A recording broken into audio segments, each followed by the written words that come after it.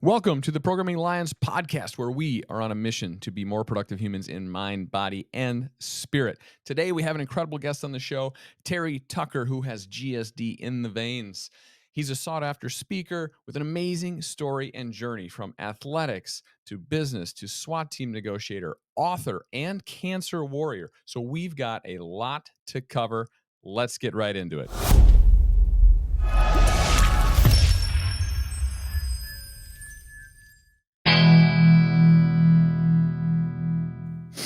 Welcome to the show, Terry. Really appreciate you coming on. You've got an incredible story, background. Me and the boys, we've had a chance to look at some of your background, your bio, see some of your interviews. But from your perspective, for the audience, could you give us kind of a quick backstory on you and your experience? Sure. So I grew up on the south side of Chicago. I am the oldest of three boys. I am 6'8" and played college basketball at the Citadel. I have another brother who's 6'7", who was a pitcher for the University of Notre Dame. And then another brother who was 6'6", who was drafted by the Cleveland Cavaliers in the National Basketball Association. And then my dad was 6'5". So we always used to joke that if you sat behind our family in church growing up, not a prayer's chance you were going to see anything that was going on, in front of us. But our 5'8" mother was the boss. It didn't matter how big, tall, strong we were. Whatever mom said, that's the way it went. So graduated from college, moved home to find a job, found that first job in the corporate headquarters of Wendy's International, the hamburger chain.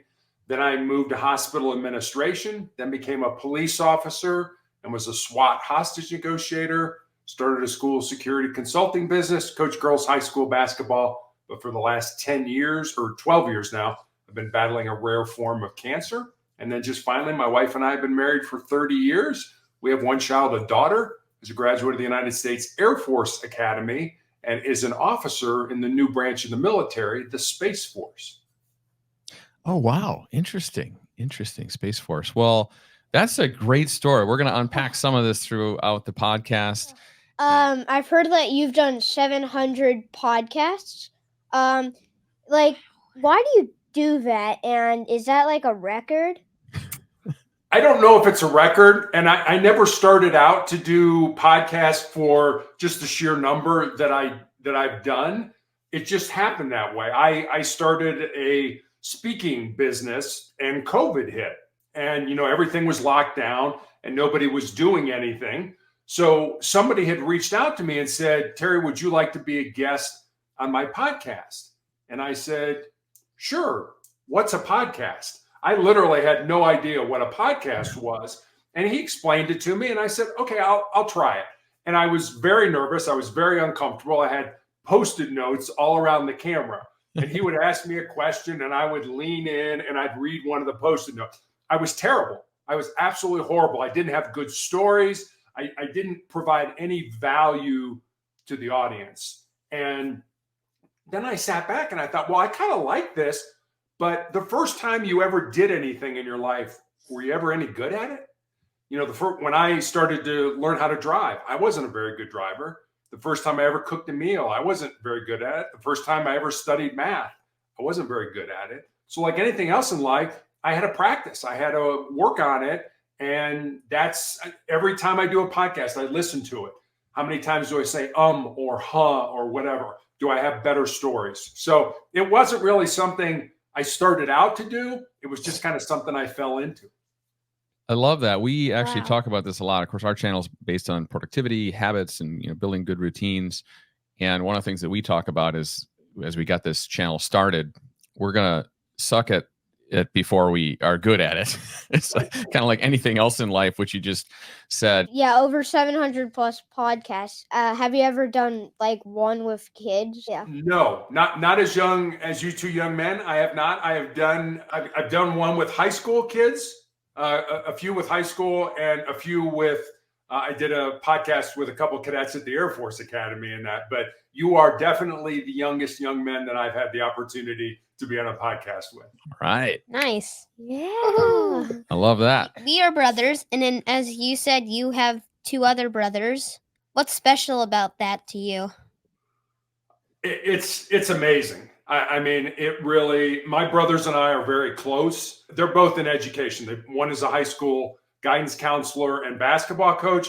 The other is the president now of the Catholic high school that we went to in Chicago. And they came out to see me a couple summers ago. And we spent 3 days in the house, never left the house, never turned the television on.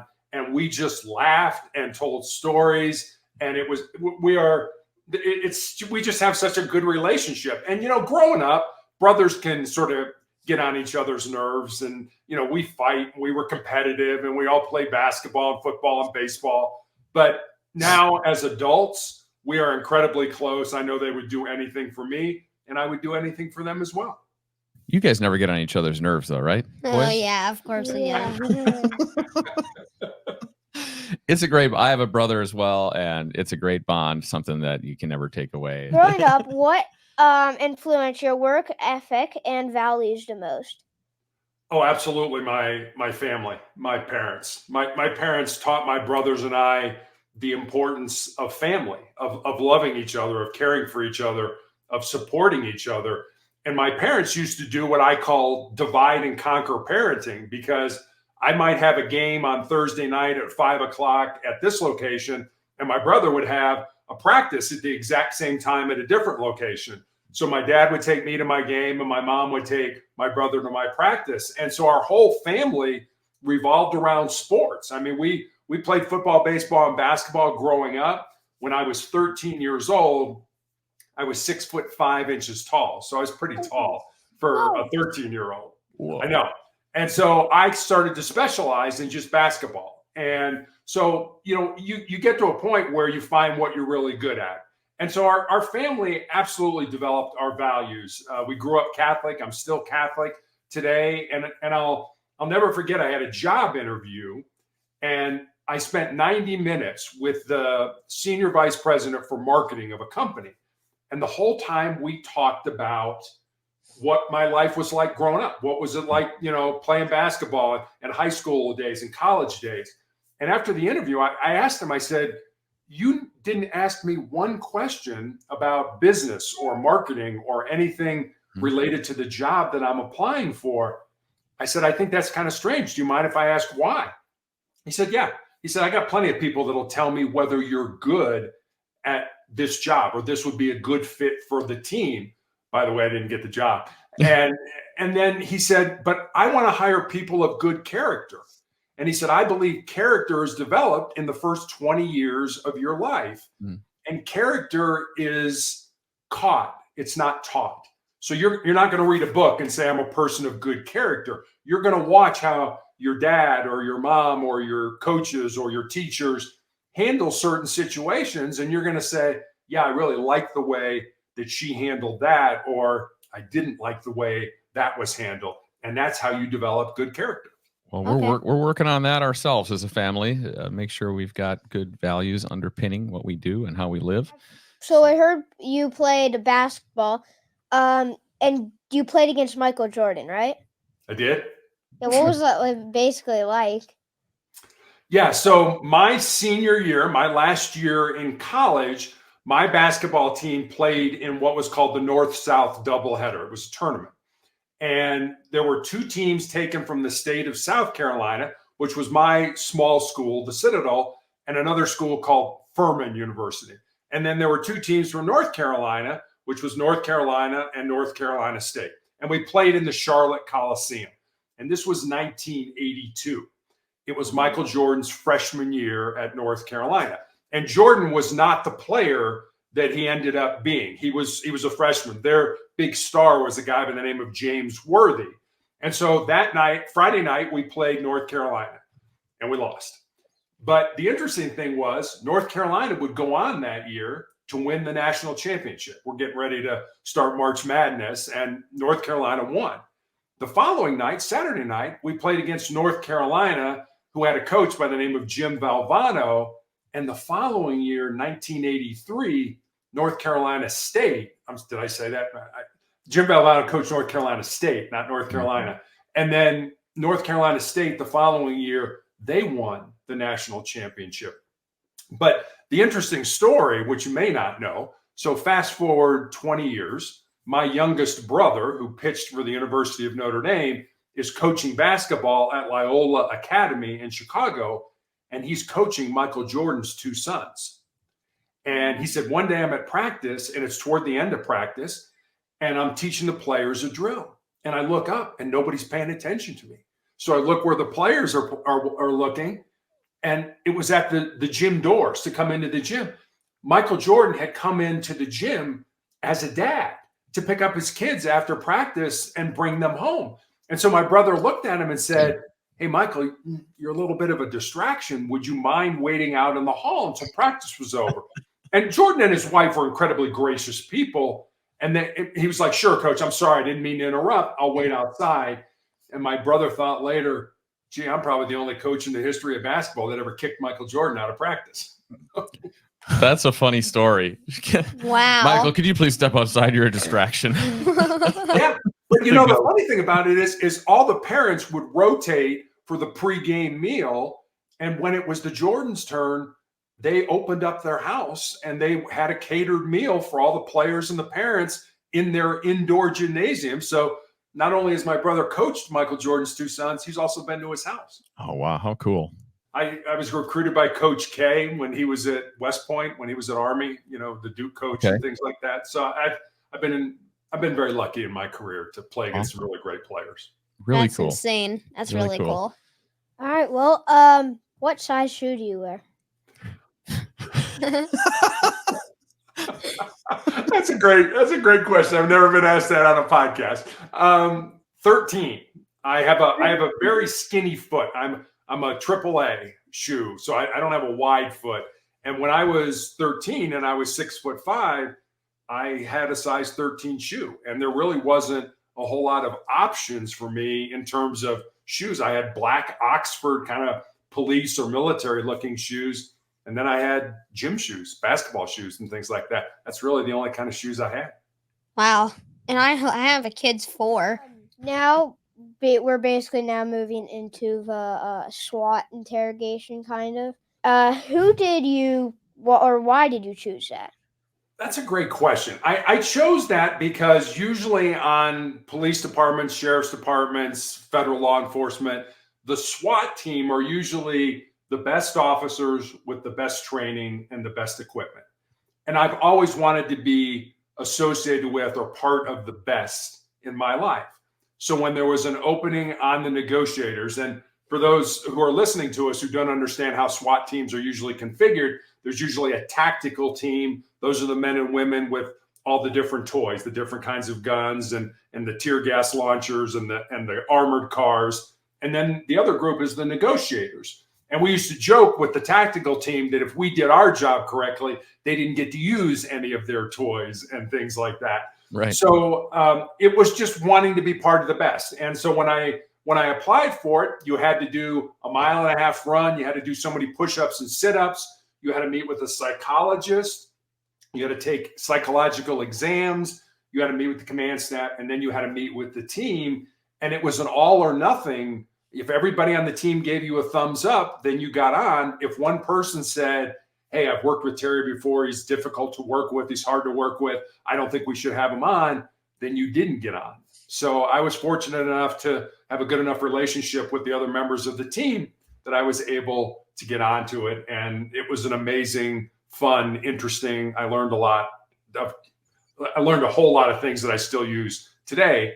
A great experience in my life. That's an interesting process. So there's a lot of trust involved in that relationship between the teams. So having unanimous votes to get people in, that's that makes sense. How long were you on the SWAT team? 4.5 years. What are some common questions or tactics you used in negotiating? So I'll give you one of the first things they gave us was a formula, and the formula was 738-55. And that had to do with how we communicate with people, and not just in a SWAT negotiation in a high stress area, but how we communicate with each other, how you and the boys communicate, how I communicate with my daughter or my wife. And the formula is this: 7% of how we communicate is the words that we use. And think about how many times we're like, oh my gosh, did I say the right thing? Should I have said something differently? That's only 7% of how you communicate a message. The other 38% is the tone of voice that you use with that message. And then 55% of how we communicate a message is our body language and our facial expressions. So if I'm talking to you and I'm playing on my phone, what does that say? That I'm not interested in what you have to say. Or if you're talking and, I kind of cross my arms, it's a closed body position and that. So the interesting thing about being a negotiator is if somebody's barricaded in a house with a gun, I'm not in that house. I'm not in that room. So we didn't have that 55%. We didn't have, I couldn't say something and see the person kind of roll their eyes like, oh, I can't believe he said that. So I didn't have that luxury. So we never asked why questions, because why questions sound accusatory. Well, Max, why did you do that? Ooh, wait a minute. Is he saying I shouldn't have done that? I can get to the same information by saying, well, Max, what got us to this point? I can get the same information, but it's a softer type of question. Interesting. Oh, that's interesting. Speaking of that, I have a very funny one. Okay. What negotiating tactics can I use on my parents? Oh. We really didn't have tactics, and what I'm going to say to you is going to be true for any relationship, whether it's your parents, whether it's your brothers, whether it's your friends, whether it's any other person you deal with. The overarching theme that we were trying to do was to develop trust. So you're not trying to pull one over on somebody. You're not trying to do something that, something and they don't. You're trying to get a person to trust you. And by asking you those how and what questions, and by doing what we used to call tactical empathy, which basically was help me to understand you. Help me to understand where you're coming from, because understanding builds trust, and trust allows us to change behavior. So don't think like I'm going to give you a tactic and it's going to be like, oh, I'm going to put something over. You never want to do that in your life. You always want to be truthful, trustful with people, because if people trust you, or if you trust people, then people will also trust you. So we didn't really have any tactics. I'll tell you this, we never lied to people. So people would say to us, hey, I'll come out, but you got to promise me I'm not going to go to jail. And we would have to say, I'm sorry, when you do come out, you are going to go to jail. But then we would deflect the conversations to something more positive. So we never lied to people because we were trying to develop trust in that relationship. Okay.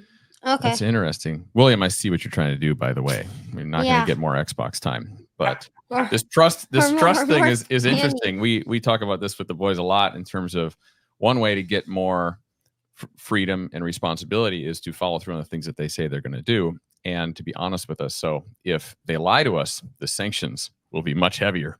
Yeah. And that's just how it works. And so I think that's good advice.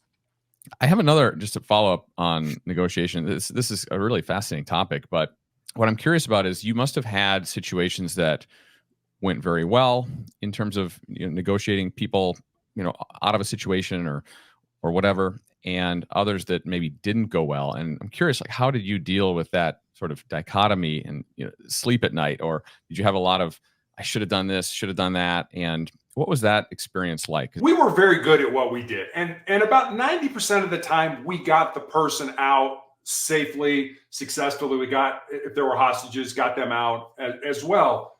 But about 10% of the time, the person decided that they didn't want what was going to come next and chose to end their life. And while that was always tragic, I didn't lose any sleep over it. And the reason I didn't was for really kind of three reasons. One, I knew I did everything I possibly could to get that person out safely. Two, I worked with incredibly great people that had the same philosophy of trying to get them out. And three, I had good training. And at the end of the day, it was going to be their decision on how this ended. Were they going to come out safely? We were going to have to send the tactical team in. Were they going to end their life? Whatever that ended up being. So I never really lost sleep over it. And the other thing is I was grounded by my faith and my family. And the way we learned, whatever call up, whatever SWAT call up we had, no matter how many hours it took, it could have taken 8, 10 hours, we would always debrief. We would always go back and get together as a group and say what went right, what went wrong, what could we do better the next time? And then we would learn from that. And the way we trained is we had a psychologist that worked with us, and we would run through different scenarios. And where you really learned was at the end in the debrief. Well, did you ever think that that person might have been schizophrenic and off their medication? Oh no, I never thought that, never entered my mind. So you learn by basically making mistakes, but that's going back to what we were talking about before. That's how we learn. But it's good to make mistakes in training so you don't make them out in the field. I know we had a similar process where I worked previous to starting this venture with the boys, and we call it Fess It and Fix It. We'd get into a room after, whether it was a business deal or an operational mishap, and we just put it all out on the table and talk about where things broke down, how they broke down, who was responsible for that, without judgment. But ultimately, that got us to the right answer of how do we get better. And it goes back to what we talked about earlier in terms of incremental improvements over time can lead to excellence. And so I love that. Right. So we know that you have had cancer, but like you still have a really good and nice attitude. Thank you. So how is it where something like that does not like make you less happy or like slow you down, kind of? I think you have to understand what's important in life. And what really is important to me is relationships. And one of my nurses who takes care of me, I still have tumors in my lungs, so I'm still being treated for cancer. One of the nurses who takes care of me is a former hospice nurse, and those are nurses who take care of patients at the end of their life. And she now works in the infusion center where I get my treatments. And I love when she takes care of me because we talk a lot about death. And I know people are like, death, really? You think that's interesting? I do. I think death is fascinating. But one of the books that she gave me to read was a book called Imagine Heaven.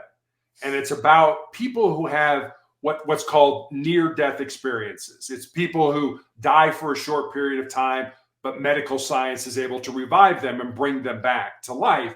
And whoever these people see when they die, whether it's a relative or God or a saint or an angel or whoever it is, the one question that everybody seems to get asked is, how did you treat my people? In other words, how do we treat each other? Do we care about each other? Do we love each other? Do we want the best for each other? Or is it all about me? I don't care what happens to you as long as I'm taken care of, and things like that. So making sure that my priorities are in line, that I have, I call them my 3 F's: faith, family, and friends. As long as I have those in line and those are right, it's much easier to battle cancer. It's much easier because, don't get me wrong, I mean, there are days I feel terrible. There are days I have a bad attitude. There are days I just want people to leave me alone.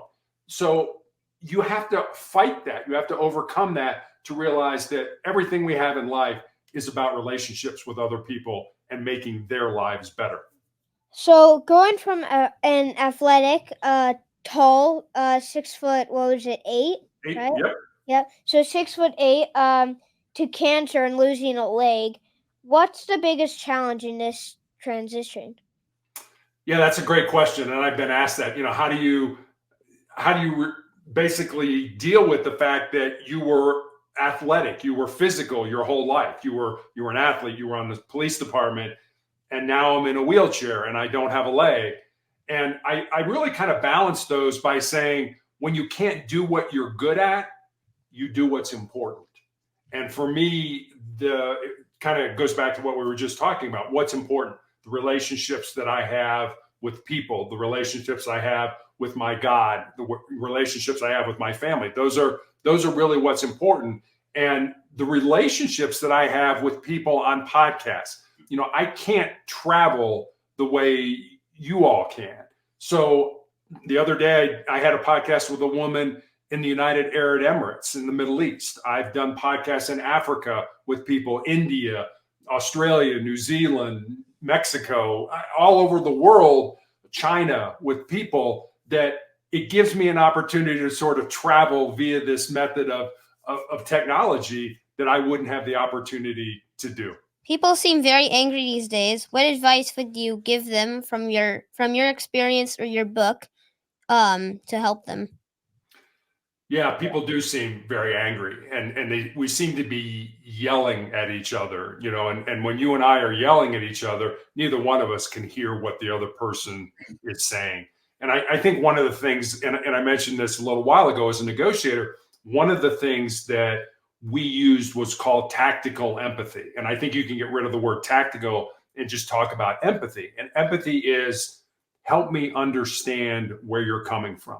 Not necessarily agree with you, but help me to understand why you're in that situation or what you did to get you to this point in life. Because if I can understand you, then that's a starting point for all of us to have a conversation, to talk. But in order to do that, I have to be quiet. I have to ask that question, and then I have to be quiet.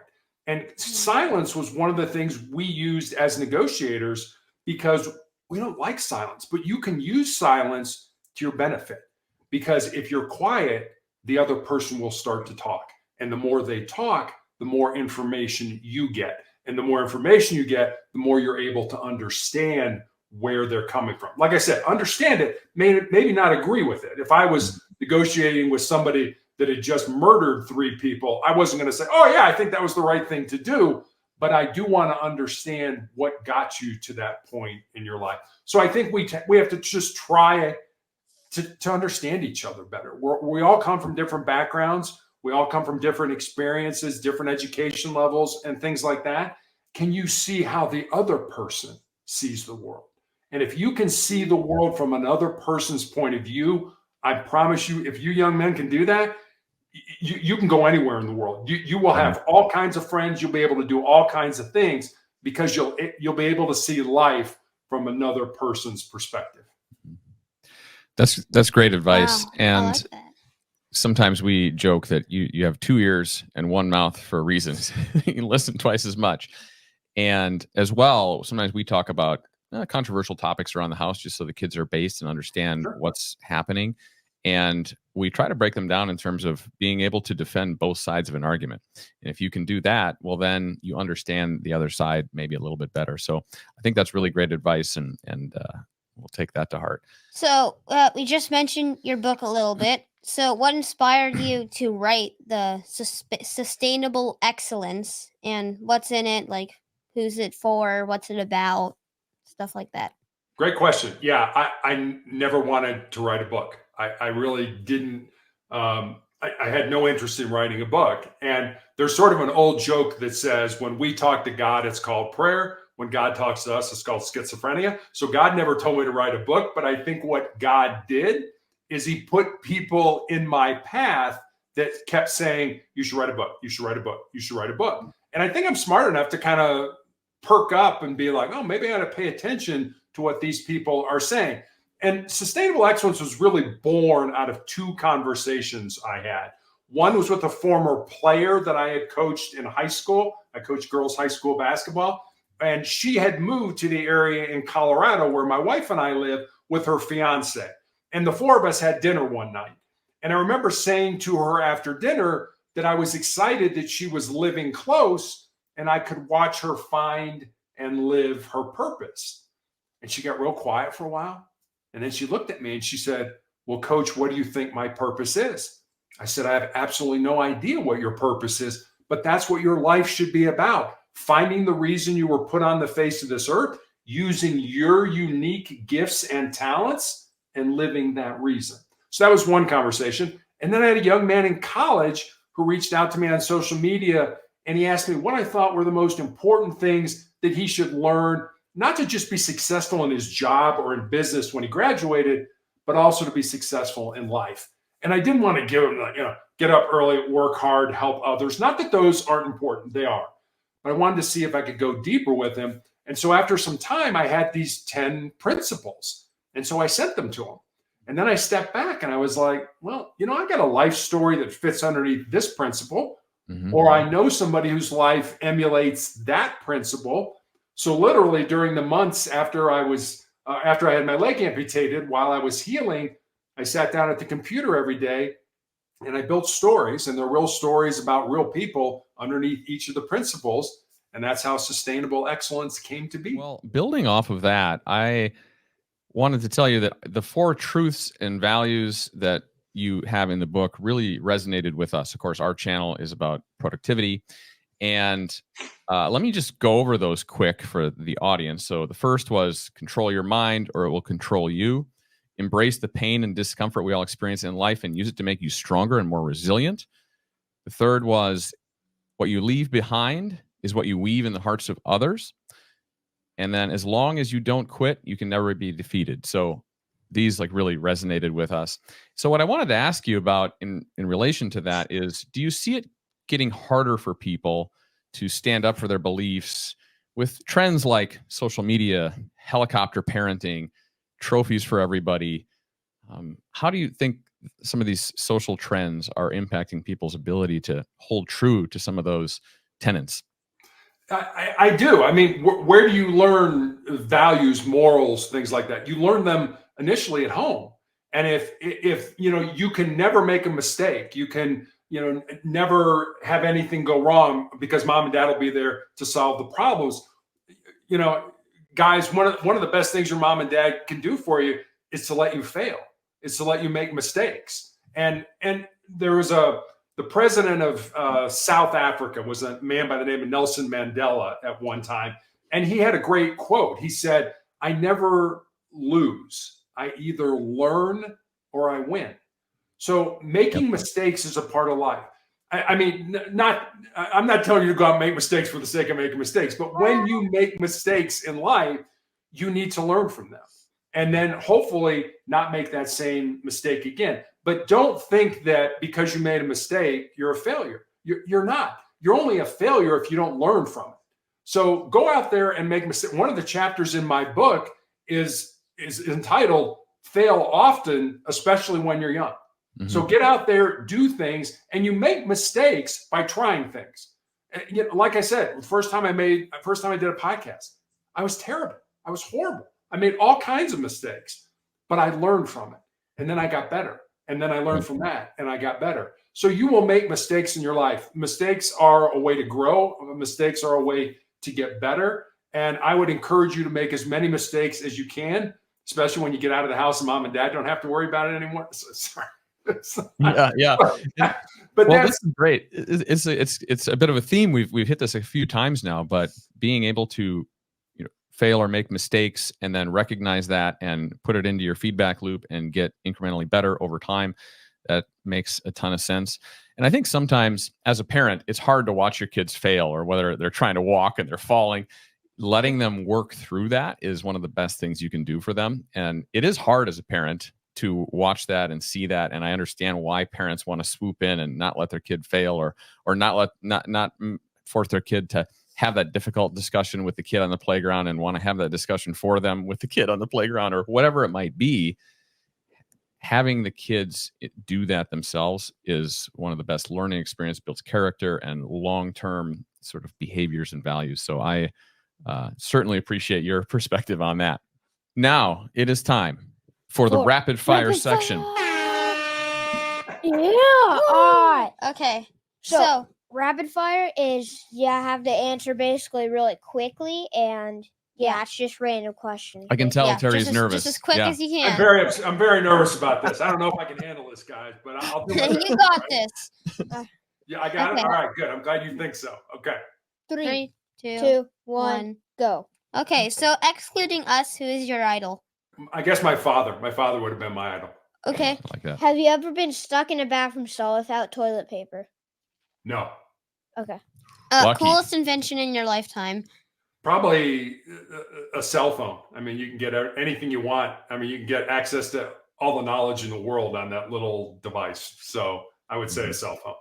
Mm-hmm. If you had a superpower, what would it be? I'd like to be able to read minds. Okay. Would you rather fight a 1,000-pound duck or 1,001-pound ducks? I would rather fight the 1,001-pound ducks. Would you rather die to a great white shark or a flaming hot volcano? Flaming hot volcano. Okay. That's all. Going quick. So All right, That's that all. concludes Rapid Fire. did I do it fast enough? Was it good? Was it all right? That's good. All right. Yeah, that was Okay. good. All right, now that we've concluded Rapid Fire, Terry, I just wanted to say our channel is dedicated to productivity, and that seems very directly related to your life, your mindset, your book. So, what would be some parting words of wisdom for the GSD Nation and our audience that you could leave us with? I'll tell you a story, if you don't mind. I've always been a big fan of Westerns growing up. When I was young, and you guys aren't even going to remember this, when I was young, my parents used to let me stay up late and watch Gunsmoke and Bonanza, and my favorite was Wild Wild West. 1993, the movie Tombstone came out. Your dad probably has seen it. It starred Val Kilmer as a man by the name of John Doc Holliday and Kurt Russell as a man by the name of Wyatt Earp. Now, Doc Holliday and Wyatt Earp were two living, breathing human beings who walked on the face of the earth. They're not made up characters just for the movie. Now, Doc was called Doc because he was a dentist by trade, but pretty much Doc Holliday was a gunslinger and a card shark. And Wyatt Earp had been some form of a lawman, a sheriff or a deputy, his entire life. So these two men from entirely opposite backgrounds come together and form this very close friendship. And at the end of the movie, Doc Holliday is dying at a hospital in Glenwood Springs, Colorado, which is about 3 hours from where I live. The real Doc Holliday died at that hospital, and he's buried in the Glenwood Springs Cemetery. Wyatt, at this point in his life, is destitute. He has no money, he has no job, he has no prospects for a job. So every day he comes to play cards with Doc, and the two men pass the time that way. And this almost last scene in the movie, the two men are talking about what they want out of life. And Doc says, I was in love with my cousin when I was young, but she joined a convent over the affair. But she's all that I ever wanted. And then he looks at Wyatt and he says, what about you, Wyatt? What do you want? And Wyatt kind of nonchalantly says, I just want to lead a normal life. And Doc looks at him and says, there's no normal. There's just life. And get on with living yours. I would say that whoever's listening to us out there, there are people that are like, well, when this happens, I'll have a normal life. Or when that occurs, I'll have a successful life. Or when this transpires, I'll have a significant life. What I'd like to leave you with is this. Don't wait. Don't wait for life to come to you. Get out there, find the reason you were put on the face of this earth, use your unique gifts and talents, and live that reason. Because if you do, at the end of your life, I'm going to promise you two things. Number one, you're going to be a whole lot happier. And number two, you're going to have a whole lot more peace in your heart. Wow. I love that. That's deep. That's a great way to wrap this up. Really appreciate it. Links to Terry's information, his book, all of that we'll leave in the description for the audience and viewers. I encourage you all to check it out. And I just want to close out. Terry was saying thanks so much for coming on the show. We really appreciate it. We're trying to build two lions out of these lion cubs, and talking with folks like yourself that have a lot of motivational background, influence, and mindset, it really helps us to build that next generation. So appreciate you coming on the show. Yep. All three of you, thank you very much for having me on. I really appreciate it. Yeah. If you enjoyed this content, please subscribe, like, comment, share. It really makes a difference for us. Thank you. Until next time.